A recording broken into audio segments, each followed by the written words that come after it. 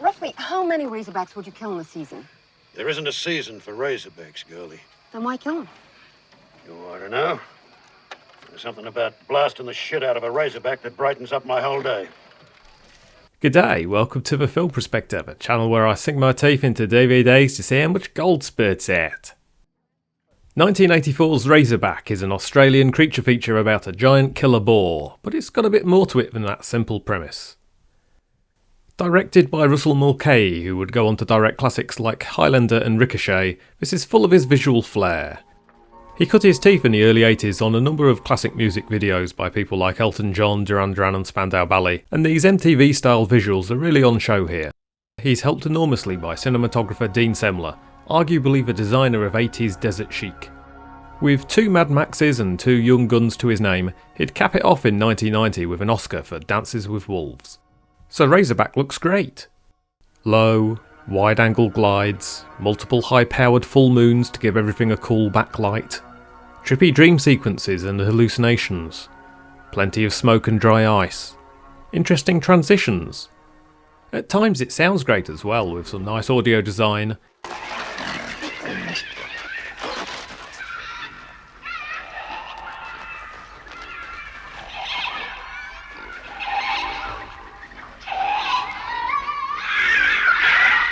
and some good synth scoring, though I'm not a fan of some of the generic sounding action synth score here, which can sound cheap.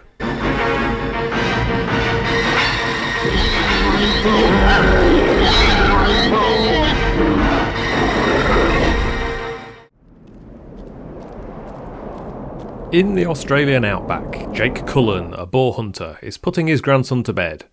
A giant Razorback boar has other ideas and smashes through the house, taking the kid with him into the night.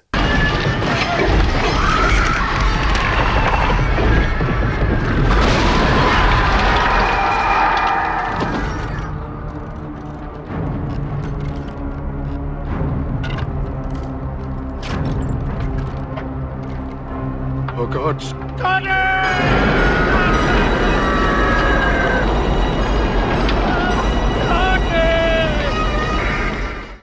2 years later, and Jake's now living out on the fringes of society, bitterly searching for the Razorback which took everything from him.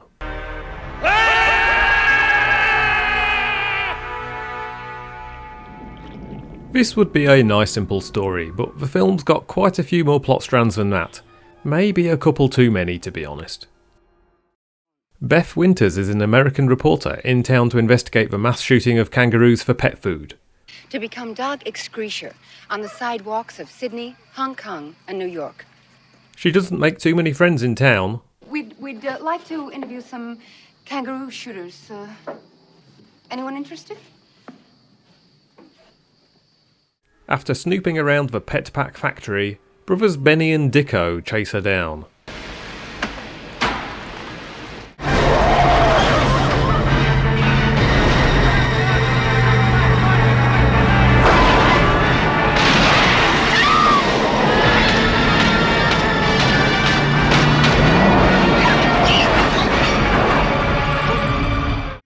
Their sexual assault is interrupted by the Razorback.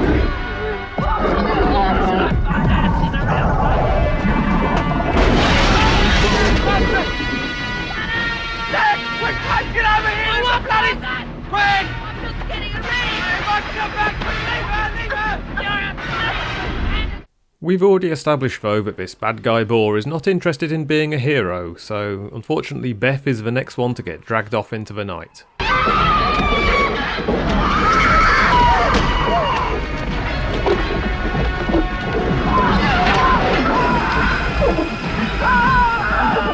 Next into the Dust Bowl comes Carl, Beth's husband, to find out what happened to her. Beth Winters. Oh, yes. The kangaroo woman.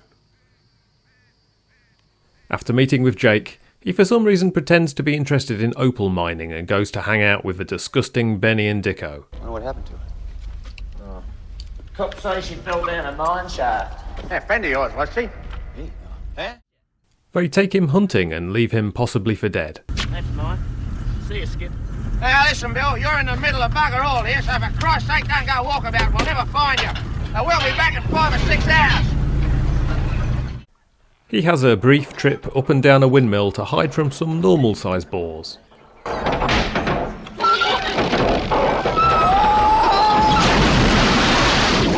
Then in one of the more arty scenes, he has a nice walkabout moment as he wanders around the wasteland.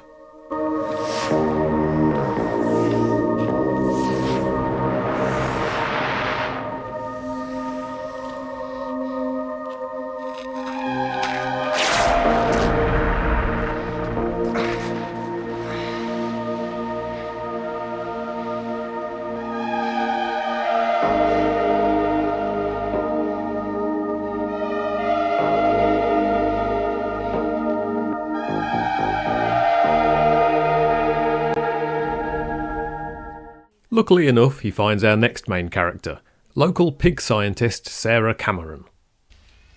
I dissected a sow last week. Guess what I found? A stress ulcer. Boars worry. Yeah. Lately something's been worrying them a lot. At around the halfway point, I'm fully on board. Yes, we've had too many main characters and we've not spent enough time with any of them. There's been a couple of giant boar attacks which we haven't seen a great deal of, but all of it has looked cool, and there's been a nice sense of place and community in a local bar. Sorry, Sailor. I want to give you a little drink. But the second half for me doesn't keep the same standard. Yes, it still looks great, but the lack of central character or singular motive for the Razorback means we keep jumping around between the people with no plan or special skills or knowledge which would allow them to triumph. There's a tracking dart, which apart from a cool little readout doesn't really lead to much. There's some more violence from Benny and Dicko. I just want to make sure that you don't go to the cops for What are this. you talking about? Cops! But they don't really get the cathartic comeuppance that you want to see. That's partially down to the giant boar suffering from Bruce the Shark problems. The puppet itself doesn't look great when it's on screen for too long, so they keep it hidden as much as possible, sometimes literally.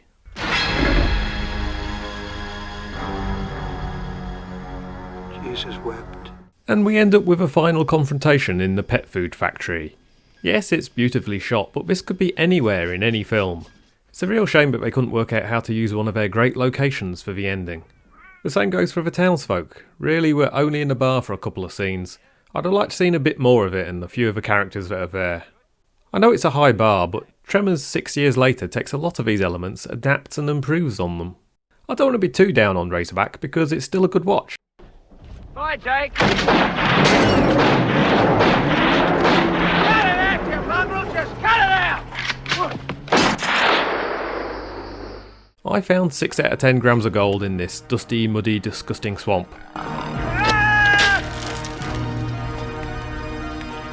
It's well worth your crawling through it, even if it's just for the 80s aesthetics alone. It was a Razorback? He's had a private war going ever since. Took his grandson, his daughter, and his pride. That boar destroyed his life. Thanks for watching. Swing your spotlight on, like and subscribe, and join me next week when I'll have a squiz at 1994.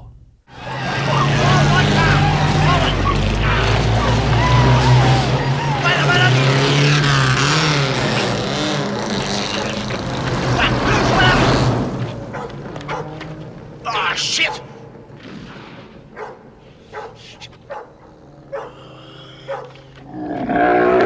Follow my car! Bye!